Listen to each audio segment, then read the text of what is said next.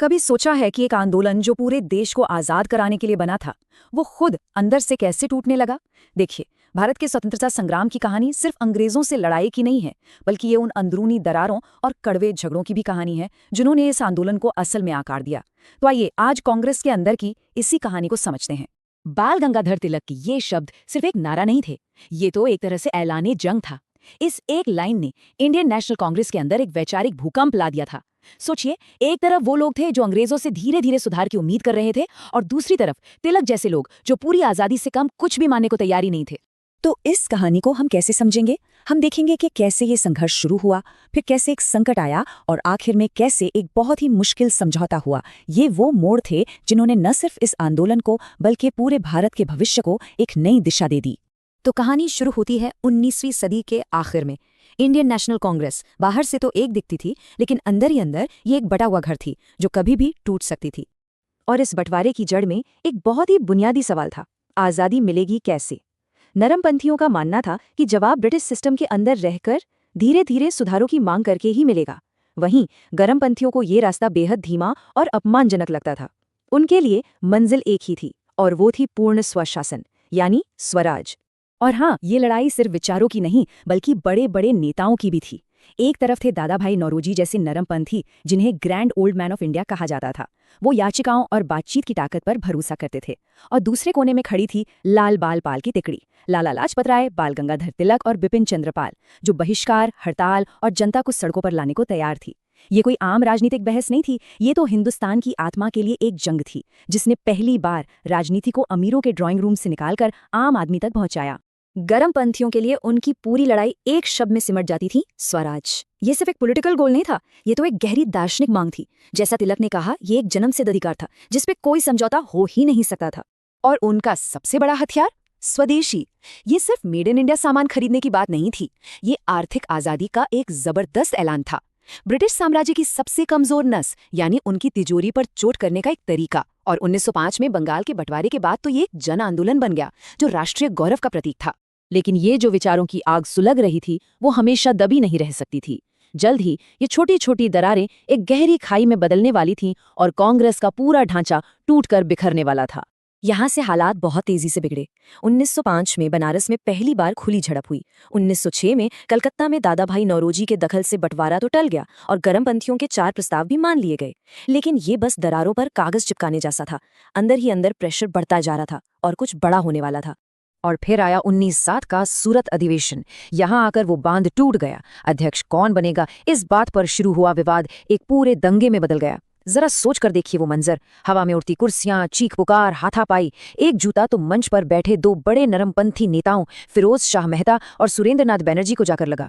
ये सिर्फ एक राजनीतिक असहमति नहीं थी, ये भारतीय राष्ट्रवाद के दिल पर एक गहरा शर्मनाक घाव था।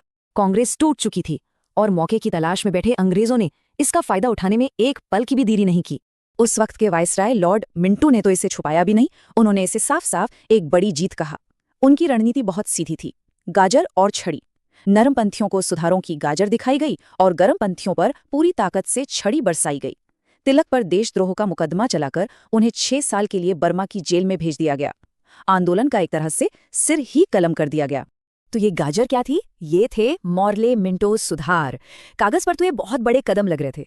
लेजिस्लेटिव काउंसिल का साइज बढ़ाया गया और पहली बार किसी भारतीय को वाइसराय की एग्जीक्यूटिव काउंसिल जैसी बड़ी जगह पर नियुक्त किया गया। ऐसा दिखाया गया मानो अब सत्ता में हिस्सेदारी दी जा रही है। लेकिन ये सब एक छलावा था। इसे पदार्थ के बजाय छाया कहा गया। मतलब एक ऐसा सिस्टम बनाया गया था जहां सलाह देने का हक तो था, लेकिन फैसला लेने की असली ताकत अभी पूरी तरह से अंग्रेजों के हाथ में थी। आवाज तो दी गई, लेकिन ये पक्का किया गया कि उस आवाज में कोई दम न हो। लेकिन इन सुधारों में एक टाइम बॉम्ब छुपा हुआ था।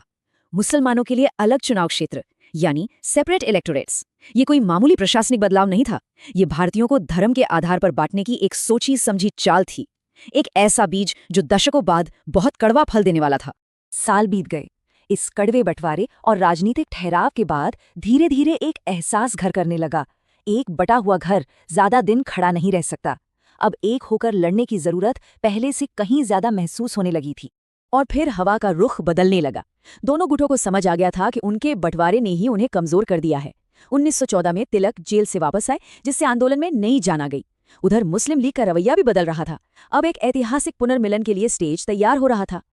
और इसी के साथ हम पहुंचते हैं 1916 के ऐतिहासिक लखनऊ अधिवेशन में। एक ऐसा लम्हा जो कुछ साल पहले तक नामुमकिन लगता था, जहां कट्टर दुश्मन एक साथ एक मंच पर खड़े थे। और इस कमाल की एकता के एक अहम किरदार थे मोहम्मद अली जिन्ना। उस समय वो कांग्रेस और मुस्लिम लीग दोनों के सदस्य थे। उन्होंने दोनों के बीच की खाई को पाटने के लिए जी जान लगा दी।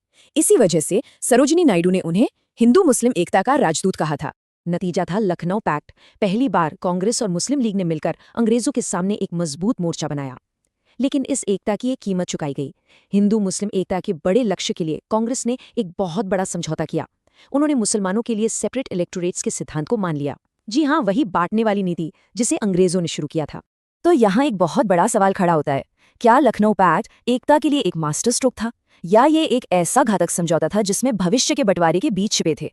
तो आखिर इस समझौते की विरासत क्या रही? सच तो ये है कि ये एक दो-धारी तलवार थी, जिसके नतीजे दशकों तक महसूस किए गए।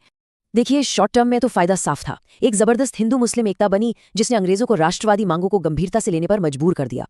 लेकिन लॉन्ग टर्म में इसकी कीमत बहुत भारी पड़ने वाली थी। सेपरेट इलेक्टोरेट्स को मानकर कांग्रेस ने अनजाने में इस बात को वैधता दे दी कि हिंदुओं और मुसलमानों के राजनीतिक हित अलग अलग हैं। और यहीं से उस सांप्रदायिक राजनीति को औपचारिक मान्यता मिली, जिसने आगे चलकर एक अलग राष्ट्र की मांग को हवा दी। और ये हमें एक आखिरी और शायद सबसे चुभने वाले सवाल पर लाकर खड़ा कर देता है। एक दुश्मन के खिलाफ एकजुट होने की कोशिश में क्या लखनऊ के नेताओं ने अपने सबसे अच्छे इरादों के बावजूद अनजाने में उन ताकतों को मजबूत कर दिया जो एक दिन इस देश को तोड़ देंगी?